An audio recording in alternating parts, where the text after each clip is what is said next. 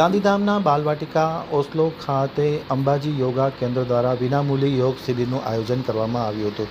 જાણીતા યોગ ગુરુ હિના જોશી દ્વારા આ યોગ અને પ્રાણાયામના અલગ અલગ સ્ટેપ શીખવાડવામાં આવ્યા હતા। હવે છે ગાંધીધામ આમતક ન્યૂઝ બ્યુરોનો એક વિસ્તૃત અહેવાલ।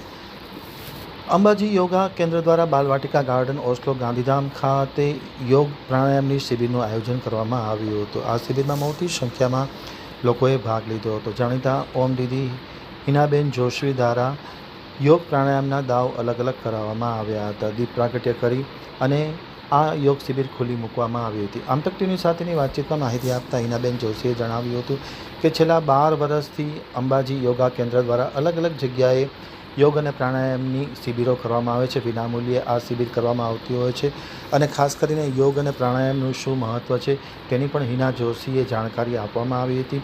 અંબાજી યોગ કેન્દ્ર દ્વારા બાલવાટિકા ગાર્ડન ઓસ્લો ખાતે તાજેતરમાં એક શિબિરનું આયોજન કરવામાં આવ્યું હતું। મોટી સંખ્યામાં બહેનોએ આ શિબિરમાં ભાગ લીધો હતો। વિનામૂલ્યે આ શિબિરનું આયોજન કરવામાં આવ્યું હતું। યોગ અને પ્રાણાયામનું શું મહત્ત્વ છે તે વિશેષ સમજ આપવામાં આવી હતી।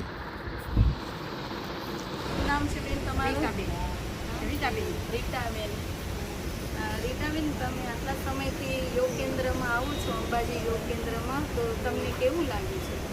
મને બહુ સરસ લાગે છે અને મજા આવે છે અને શરીરમાં સ્ફૂર્તિ આવી ગઈ છે। થાક બી નથી લાગતો અને સુગર મારું નોર્મલ થઈ ગયું, વજન 4 કિલો ઘટી ગયું છે અને બધા શરીરમાં દુખાવા નોર્મલ થઈ ગયા એમ।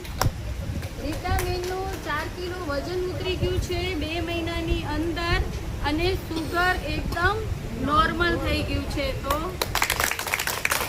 આવી જ રીતે આપણે મહેનત કરતા રહીએ। મારો એક પ્રશ્ન છે કે અત્યારે મોસમ વરસાદનો છે તો એમાં કઈ સબ્જી ખવાય? હા, બહુ સરસ પ્રશ્ન છે સવિતાબેનનો કે અત્યારે વરસાદી મોસમ ચાલુ છે તો અત્યારે છે ને જે વેલા ઉપર ઉગતું હોય, જાણે કે કરેલા છે, પરવળ છે, દૂધી છે, એવા હલકા શાક લેવાના, સમજી ગયા? તો એવી રીતે શાક ખાવાના હોય છે। દીદી, કયા શાક ના ખાવાના અત્યારે આ સિઝન ઉપર? હા, આ સિઝનમાં કયા નહીં ખાવાના? જો આ સિઝનમાં કયા ખાવાના, હવે કયા નહીં ખાવાના, તો હિતકરને રીતકર પ્રમાણે હોય, જે પ્રમાણે આપણી ઋતુ હોય ને એ જ પ્રમાણે આપણાને શાક ખાવાના હોય। ખાવાના શાકને બતાવી દીધા, હવે નહીં ખાવાના। નહીં ખાવામાં ખાસ કરીને અત્યારે મેં જોયું છે કે ઘણા લોકો ભીંડાનું પણ શાક બનાવે છે, રીંગણનું પણ શાક બનાવે છે, તો એ શાક બહુ નુકસાનદાયક છે। તો હવે આજથી આપણે એ શાક નહીં ખાવાના। ભીંડાનું શાક તો જરાય નહીં ખાવાનું, રીંગણાનું શાક પણ નહીં ખાવાનું। Thank you Didi.